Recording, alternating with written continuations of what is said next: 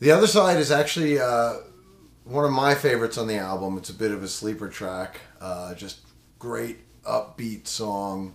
I love the vocals on the chorus. It's got a great jam at the end, extended jam at the end, which is really cool. It's one of my favorites on the album, actually.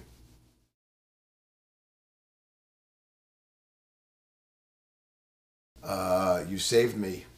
You Saved Me is the only track on the album that I wrote lyrics for. I should say the only track on the album that Richie didn't write lyrics for.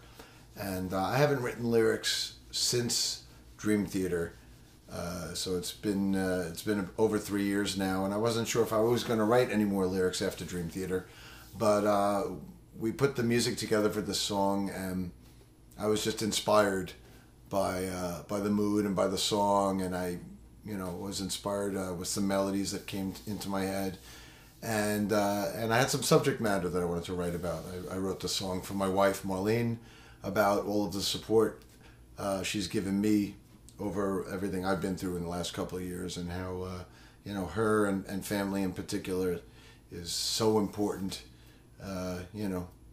It's the one thing in life that's constant.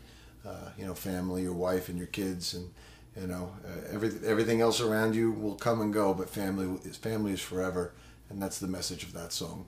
And it's really a thank you to my wife for sticking by me and helping me stay strong through the hard times and the changes I've been through the last couple of years.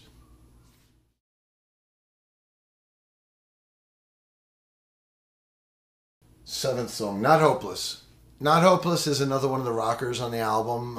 It's in 7/4 time, so it's one of the few songs in the album in an odd time signature, which for me is, that's home turf. That's natural stuff for me. So it's cool for me to get a little bit a little bit of that out of my system in this band. Just another upbeat rocker.